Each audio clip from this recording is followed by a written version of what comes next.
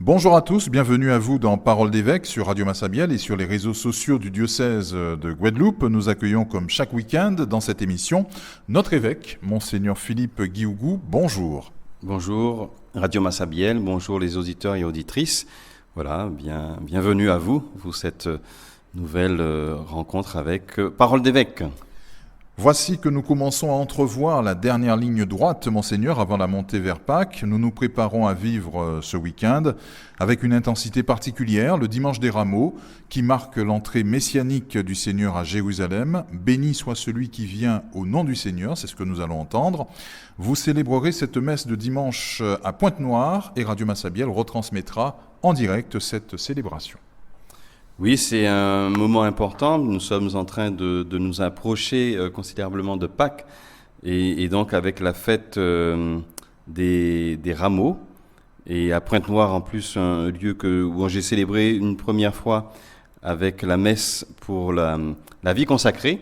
Et puis là, ça serait un deuxième moment fort avec la communauté. Et puis c'est un moment très fort puisque la célébration des Rameaux, étonnamment, il y a un côté très populaire. Et nous rencontrons des paroissiens qui viennent moins souvent à l'église, mais qui sont très, très, très attachés à cette messe. Donc, généralement, c'est des églises pleines et une grande ferveur. Donc, pour moi, c'est avec une grande joie que de célébrer la passion du Christ. La passion, c'est le Christ qui, tout simplement, vit ses derniers instants de vie sur terre et qui est en train de donner sa vie pour notre humanité, pour l'homme.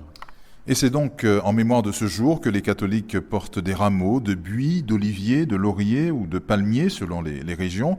Ces rameaux, une fois bénis, sont tenus en main par les fidèles qui se mettent en marche, en procession, marche vers Pâques du peuple de Dieu à la suite du Christ.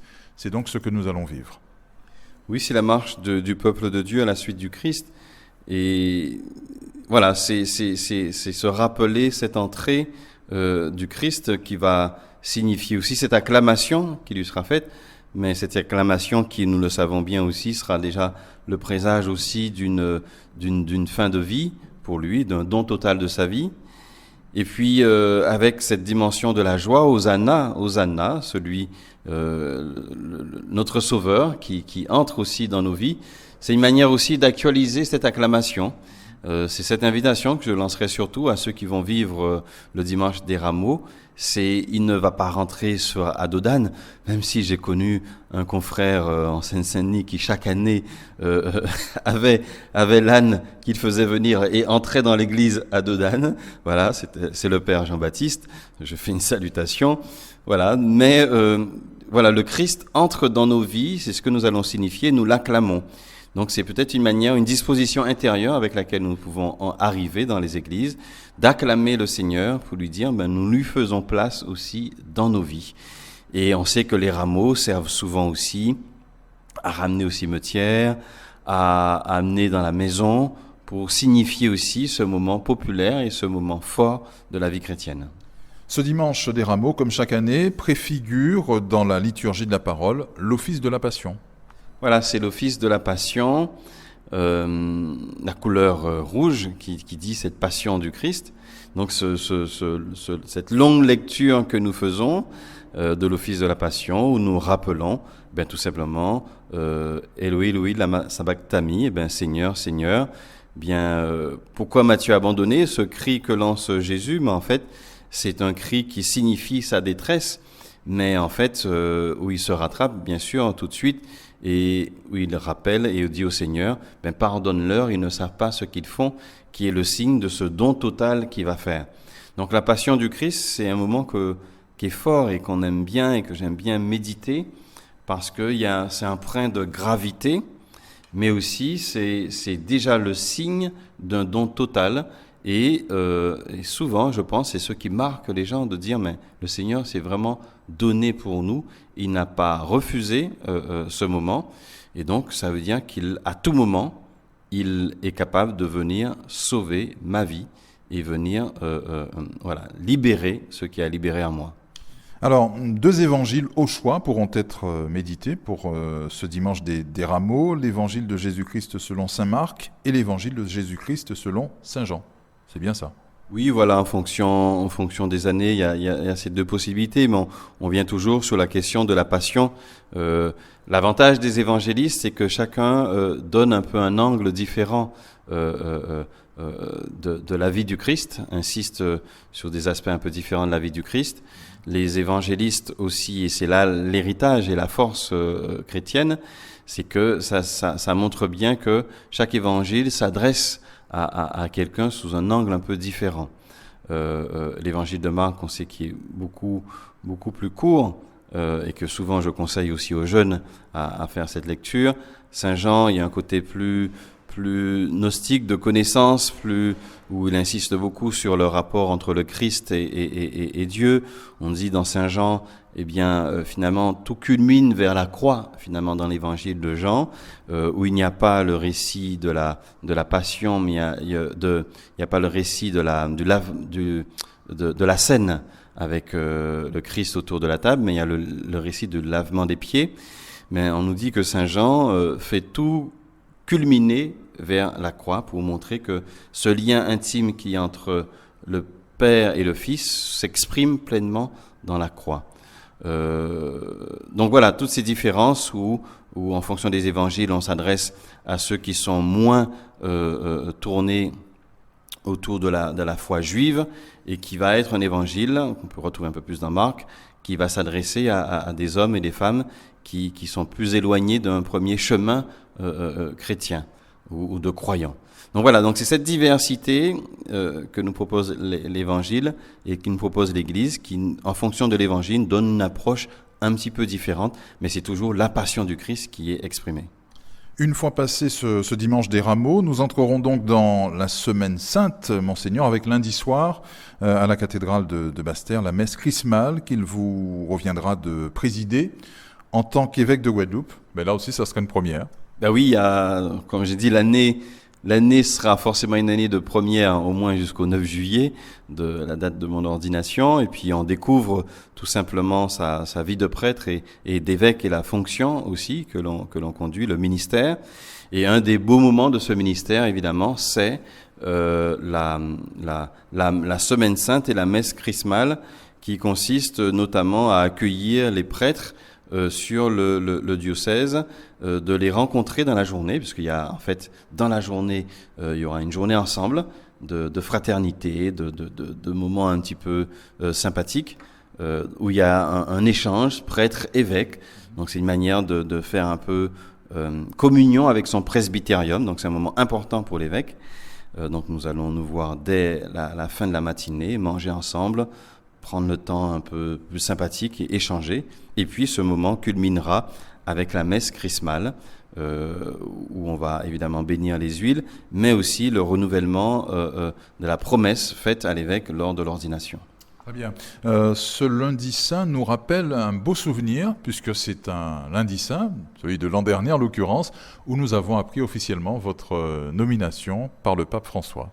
Oui, voilà, je me remémore encore le coup de fil ou la visio qui avait été passé avec les prêtres qui étaient rassemblés justement autour de Monseigneur Macaire pour ce lundi saint, et où donc pour la première fois certains me voyaient, ou bien il y en a d'autres qui me connaissaient, mais en tout cas l'annonce officielle a été faite là à ce moment, et donc il y avait cette joie, cette ferveur des confrères, des prêtres qui accueillaient leur nouvel évêque. Donc oui, c'est un moment un peu particulier, ce lundi saint qui l'année dernière était un 3 avril. Et donc, certainement, ça va m'animer encore ce prochain lundi saint à venir. Dans quel état d'esprit, Monseigneur, abordez-vous cette montée vers Pâques avec tous ces événements tragiques de ces derniers jours, tous ces décès brutaux d'élus, on pense au maire du Gosier notamment, Cédric Cornet, cette violence aussi qui, hélas, toutes ces violences qui se sont invitées dans notre carême cette année, comment abordez-vous cette montée vers Pâques ? Oui, j'ai pas trop le recul sur les années précédentes, mais c'est sûr que cette année, ça paraît un peu dur entre les décès plus ou moins non attendus, subites, ou bien en tout cas violents qu'on a eu, ou des agressions encore qu'on a entendues cette semaine à Pointe-à-Pitre avec cette femme un peu déséquilibrée.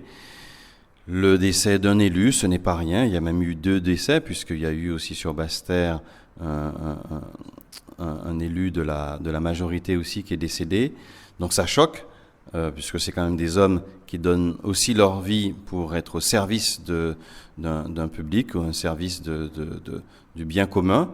Donc au moins ne serait-ce que cela, et bien sûr est à souligner et à honorer la mémoire, et on pense à leur famille. Oui, c'est un carême difficile si on regarde ces événements-là.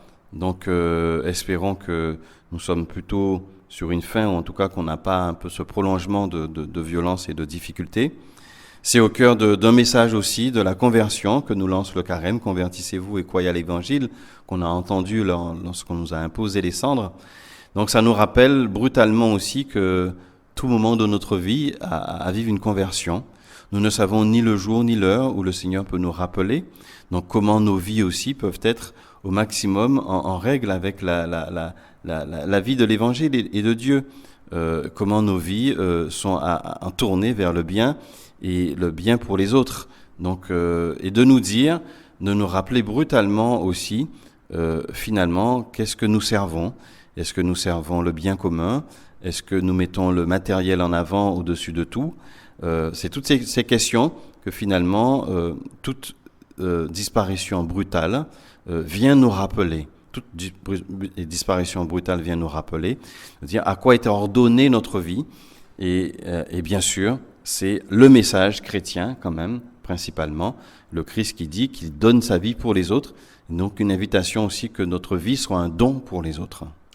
En cette montée vers Pâques, c'est le moment aussi pour notre Église catholique en Guadeloupe de lancer sa campagne du denier. Le diocèse compte sur tout un chacun, selon évidemment ses possibilités, pour disposer des ressources nécessaires à son fonctionnement, bien sûr, mais surtout à l'accomplissement de ses nombreuses missions.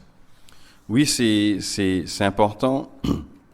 La question de l'argent, parce que c'est derrière le denier, c'est tout simplement de faire un don financier pour aider l'Église. Bien sûr, il y a la quête qu'on donne en allant à la messe le dimanche, mais le denier, c'est autre chose. C'est participer d'une façon un peu plus conséquente, si on peut, à la vie du diocèse, en contribuant notamment aussi à la vie des prêtres, qu'il y a derrière le denier. Nous avons 70 prêtres sur le diocèse, dont 65 en pleine activité. C'est aussi aider les séminaristes. Nous avons la chance d'avoir 4 séminaristes sur le diocèse. Donc c'est aussi cela. Des laïcs qu'on embauche aussi et qu'on paye. Donc ça aide aussi à tout ce fonctionnement de la vie de l'Église. On doit toujours être plus clair sur la finalité du denier. Et puis c'est rappeler que c'est un effort qu'on peut faire tous. Voilà, c'est surtout cela qu'on peut faire tous en fonction de nos moyens. Mais c'est un appel que je lance parce que je demande notamment en ce moment à tous les services et responsabilités au niveau du diocèse de chiffrer pour l'année prochaine leur pastorale, parce que la pastorale a un coût. Quand nous faisons la pastorale des jeunes et que nous emmenons des jeunes au JMJ et autres, certes les jeunes payent, mais on les aide. Quand nous partons à Marie-Galante avec 300, à la Terre de Bas avec 300 jeunes pour une journée avec les servants d'hôtel, c'est un coût. Les jeunes et les familles ont mis quelque chose, mais le diocèse a aussi aidé pour que ça se fasse. Et ce n'était pas rien, les bus et le bateau que nous avons affrété. Donc on peut multiplier les exemples comme ça pour dire vraiment aux fidèles, finalement, notre pastorale, et on va peut-être être encore plus clair et lisible, de dire nous dépensons de l'argent pour l'annonce de l'Évangile et pour la pastorale, et tout ce denier peut contribuer à cela, et d'avoir des acteurs pour conduire à ça. Donc je m'adresse beaucoup, je l'ai déjà dit aussi, aux 25-50 ans, cette tranche d'âge qui ne sait pas trop bien à quoi sert le denier ou ne sait plus trop, leur dire que votre don est possible, et même pour en étant encore plus précis, ce qui fonctionne bien, parce que c'est une nouvelle génération, par virement, où on sait que si on fait un don de 30 € par mois, qu'on voit peut-être pas trop, qui ne dérange pas, ça fait quand même un peu plus de 300 € sur l'année. Et voilà, si on fait 50 €, ça fait, etc. Donc c'est une logique aussi de don qu'on va lisser sur l'année. Voilà. Très bien. L'assemblée plénière de printemps dans l'Hexagone des évêques de France s'est achevée en cette fin de semaine à Lourdes. Vous avez suivi les travaux en distanciel. L'on retiendra surtout de cette assemblée plénière de la CEF la déclaration des évêques de France concernant le projet de loi du gouvernement sur la fin de vie. Voilà, c'est un des éléments, bien sûr, qu'il y a eu d'autres moments importants, notamment la question des structures sur lesquelles on avance. Il y a d'autres sujets qui ont été traités, mais il y a aussi le sujet de l'actualité sur la question de la fin de vie et le document que nous faisons, qui a été fait par les évêques de France. Et donc, ça veut dire qu'à travers les évêques de France, on participe à ce document. Ainsi, sur un certain nombre de points, qui rappelle notamment un peu la ligne rouge, si j'ose dire, qui pour nous est importante et pour l'Église, c'est l'interdit de donner la mort. Voilà, c'est cette ligne rouge que nous soulignons et qu'on dit même qu'il y a un enjeu démocratique même à travers cela. On rappelle qu'on a un respect de la souffrance et de ceux qui soignent. On sait que c'est pas simple, que c'est pas évident. Donc on rappelle aussi ce respect de tous ceux qui donnent de leur temps, de leur énergie, de leur connaissance. Voilà, et que la souffrance n'est pas quelque chose de facile à aborder. Donc nous sommes conscients de cela. On rappelle aussi beaucoup l'insistance que nous avions déjà fait dans prévision de cette loi. On met le curseur sur les soins palliatifs, en disant qu'on a avancé là-dessus, on pourrait encore plus avancer techniquement, scientifiquement, et en disant, dans le projet de loi, attention, il nous semble important, en fait, que vous mettiez l'accent, Monsieur le Président, et ceux qui vont faire la loi, sur les soins palliatifs. Nous aurions plutôt souhaité que l'accent soit mis là-dessus, parce qu'il y a de quoi faire au niveau de nos hôpitaux ou des EHPAD. Et puis, on rappelle plutôt une dimension de société qui peut être à la fois philosophique ou religieuse, se réapproprier la question de la mort et de la fragilité. On a une société, parce qu'on peut vivre plus longtemps, on peut vivre mieux, qui donne l'impression que la mort n'existe pas. Si la mort existe, la fragilité existe, et donc comment plutôt se réapproprier cette question et ne pas l'évacuer avec quelque chose qui ressemble dans un projet de loi à l'assistance au suicide qu'autre chose. Donc voilà. On insiste aussi sur la fraternité entre les personnes et d'accompagner des personnes en fin de vie. C'est aussi une manière de vivre une grande fraternité à laquelle l'Église participe pleinement avec la question de l'accompagnement des malades, la présence des malades, la visite des personnes seules. Nous savons aussi que les personnes, par exemple, portent atteinte à leur vie parce qu'elles sont seules, notamment. Donc il y a la fragilité de la solitude et qui est forte en Guadeloupe, que j'ai encore rencontré, beaucoup entendu dans ma visite pastorale à Marie-Galante. Donc on met l'insistance sur le curseur sur comment accompagner cette fragilité et cette solitude. Et puis, toute vie humaine mérite d'être respectée. Voilà. Et donc, pour nous, encore une fois, on redit le curseur, la ligne rouge qui est à ne pas dépasser, c'est cet interdit que nous donne l'Évangile, mais qui nous semble un interdit qui est même à l'échelle de la société, l'interdiction de provoquer et de donner la mort. L'Église catholique dit non clairement donc à ce qui n'est autre qu'une volonté d'inscrire dans la loi le recours au suicide assisté sous couvert d'aide à mourir, et cela peu importe les supposées conditions strictes énoncées dans le texte qui est proposé. Oui, on est conscient que c'est un sujet pas facile, mais en fait on insiste en disant attention, ne pas à solutionner la chose presque par un revers de main, ou en tout cas la notion de douleur réfractaire, par exemple, est une notion pas simple. À quel moment, même quand on écoute les différents professionnels, où tout le monde n'est pas d'accord sur cette question, bien sûr, je redis que je me dis au départ, on est conscient, l'Église n'est pas en train de dire que la question de la souffrance et de la douleur n'est pas un vrai sujet, et d'où la question des soins palliatifs. Maintenant, voilà. C'est tous ces sujets où nous tenons à être veilleurs, nous tenons à crier, de dire non, nous ne souhaitons pas que cette loi passe, pour être très clair, et en tout cas pas dans les modalités où elles sont présentées. La vie se trouve donc attaqué, disons-le clairement, à ces deux extrémités, dès la naissance, ou avant, dès la conception, avec l'IVG inscrit dans la Constitution, et cette volonté gouvernementale d'aller très loin, beaucoup trop loin, sur la question de la fin de vie. Difficile de ne pas y voir, pardonnez-moi monseigneur, la marque du prince de ce monde. Oui, c'est en tout cas comment mettre plus de lumière dans notre monde, dans notre humanité. C'est la question, et le pape François a beaucoup insisté aussi sur mettre le curseur sur les pauvres, la pauvreté.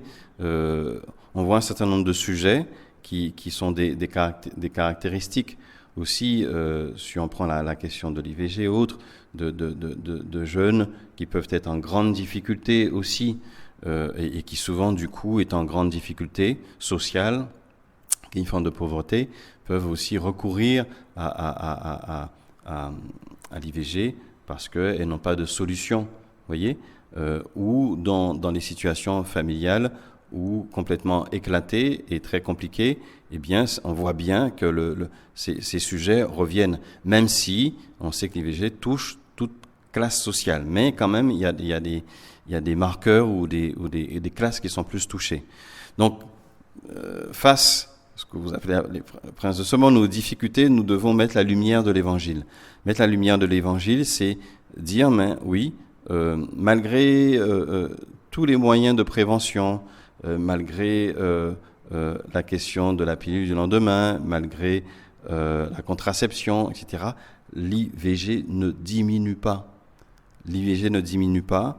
Et au contraire, même particulièrement aux Antilles, on est à la tête des chiffres. Donc c'est un signe d'une difficulté de notre société et du rapport à l'autre, du rapport à la vie affective, la vie sexuelle. C'est toutes ces questions que ça pose. Donc du coup, nous on dit, on préfère s'attaquer aux causes et pointer les causes et les accompagner. C'est surtout ce que nous disons en Église et de dire, fallait-il à ce point inscrire cette loi dans la Constitution qui n'est pas un acte banal. Monseigneur, comment le peuple de Dieu en Guadeloupe et tous ceux qui nous suivent doivent-ils vivre la montée vers Pâques qui se profile? Vos conseils pour nous aider à cheminer vers ce temps pascal. Il est encore temps de se confesser pour ceux qui ne l'ont pas encore fait.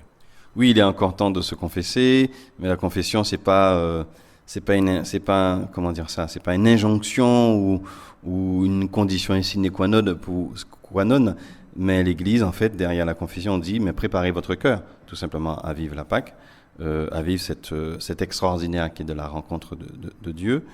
La vivre en famille, c'est peut-être cette proposition. Il y aura peut-être la plage au moment voulu, mais avant la plage, l'église. On peut dire ça comme ça, avant la plage, la chapelle du coin. Avant la plage, tout simplement, reconnaître que il y a un sauveur qui est dans nos vies. Moi, je pense que mon conseil, c'est que notre société, me semble-t-il, en a besoin. Pour preuve, tout ce qu'on a dit au début de l'interview, avec toutes ces violences. Notre société a besoin d'entendre que quelqu'un est le prince de la paix et nous invite à prendre ce chemin. Notre société a besoin d'entendre que notre vie a du sens et qu'il y a une vie après la mort. Avoir la vie après la mort, ça veut dire que notre vie, dès maintenant, doit être vécue en ressuscité par les actes que nous posons, qui donnent la vie au lieu de donner la mort. Les actes que nous posons, qui sont des actes et des paroles qui relèvent au lieu de rabaisser. Tout ça, c'est de l'ordre de la résurrection. Mais voici ce chemin. Et de le dire, mais vive-le aussi en communauté, afin que cela vous preniez conscience de la dimension collective aussi de la foi chrétienne. Voilà, n'ayez pas peur, ouvrez les portes de l'Église, vous serez bien accueillis avec joie, et surtout, on a besoin que chacun d'entre nous se retrouve pour vivre la Pâque ensemble. Difficile de ne pas revenir, avant de conclure, Monseigneur, sur la belle fête de Saint-Joseph que nous avons vécue durant la semaine écoulée, particulièrement au pensionnat de Versailles, où vous avez présidé une magnifique célébration devant près de 1400 élèves. Oui, c'était un moment très fort avec cette fête de Saint-Joseph, qui est le patron des écoles de Cluny. Oui, être avec les enfants à qui on peut délivrer un message, les parents, quelques parents qui étaient là, le personnel administratif mais aussi enseignant. Voilà, cette invitation avec Joseph qui vit ce songe qui l'inspire à accueillir Marie dans sa vie. Eh bien, c'est tous ces choix-là c'est cette invitation que j'ai lancée un peu aux jeunes, et donc une grande joie d'avoir partagé ce grand et beau moment avec autant de jeunes rassemblés. Les talents des jeunes, parce qu'il y en a qui ont joué au steel band, qui m'ont dit il y a à peine quelques mois qu'ils ont appris, les tout petits qui ont chanté. Donc en fait, ça rappelle tout simplement que la richesse de notre Église, c'est notre jeunesse, qu'on doit accompagner, qu'on doit conseiller et se soucier de leur avenir professionnel, mais aussi spirituel. Nous terminons, Monseigneur, par votre prière et votre bénédiction. Voilà. Au nom du Père et du Fils et du Saint-Esprit, Amen. Bien Seigneur, je te présente tous ceux qui, cette semaine, en fin de semaine, la semaine prochaine, vont vivre ces temps de carême et qui vont conduire au temps de la Semaine Sainte et à la résurrection avec le samedi et dimanche de Pâques. Je te présente toutes ces familles, Seigneur, qui quelquefois ont besoin d'une parole qui les relève, une parole qui rassure, au cœur des détresses, au cœur des vies difficiles. Je te présente aussi toute cette jeunesse qui n'a besoin que d'entendre aussi que nous avons confiance en elle et qu'elle peut faire des choses, comme ces jeunes à Marie-Galante, par exemple, qui ont, avec le Secours catholique, fait un beau travail de recensement du patrimoine, ou aussi qui ont œuvré pour rencontrer des personnes en fragilité. Nous te présentons, Seigneur, toutes ces belles actions qui sont signes aussi que tu es la victoire et que le bien règne dans ce monde et que le bien domine le monde et non le mal. Viens, Seigneur, répandre ton amour dans le cœur de chacun et donne-nous la force de te reconnaître comme notre Sauveur, comme celui qui nous libère. Et que Seigneur bénisse chacun d'entre nous, le Père et le Fils et le Saint-Esprit. Amen.